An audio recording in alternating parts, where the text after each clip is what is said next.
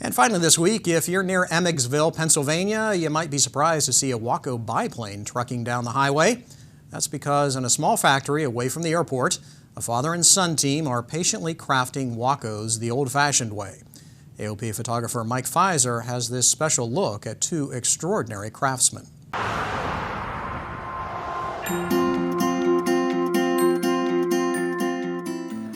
We were out roaming around the mountains looking for a biplane, and sure enough, here's a barn full of airplanes.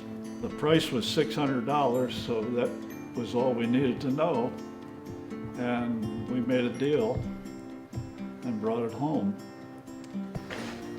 I learned to fly in that airplane. He taught me to fly in it, and settled it on my 16th birthday in a snowstorm, February 7th.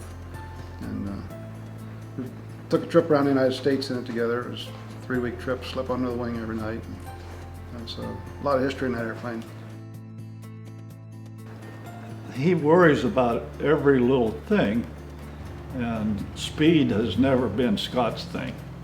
I mean, we've never tried to hurry anything out of here. We usually say 3 years. Yeah, about 3 years. And we usually ask for about 6 months to build a full set of wings in the center section. Building wings is, I've always liked woodwork. I took all the wood shop courses I could get in school, and so I really like the woodwork end of it. It's probably my favorite part. Sitka spruce, grown in Sitka, Alaska. Got a very fine, straight grain, really a nice wood, very few knots, and that's what they used originally in these WACOs. We don't change anything really.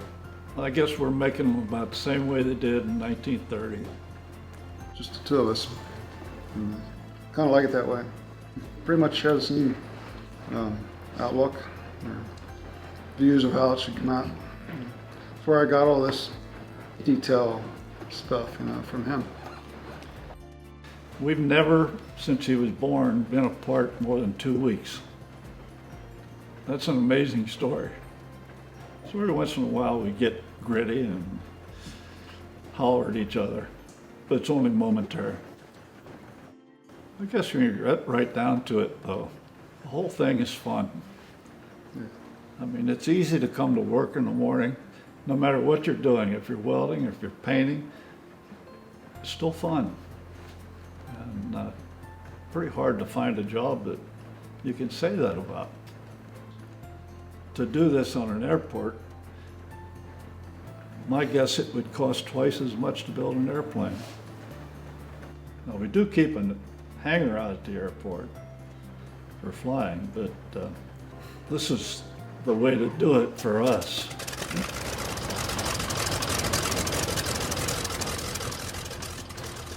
I don't really. Like he always says, stick to what you know. I know WACOs, I prefer doing WACOs, and really don't have one out there that I would rather do. When I got my IA many years ago,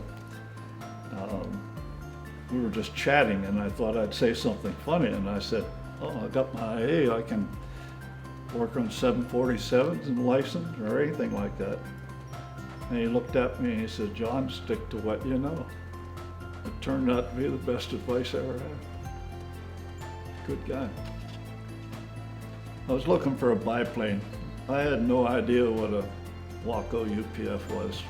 It had to have a headrest and a bump cowl. So the first thing we did was bought a scarf. We just want to make a few good airplanes. But if we can continue to turn out really good, nice airplanes, that's it.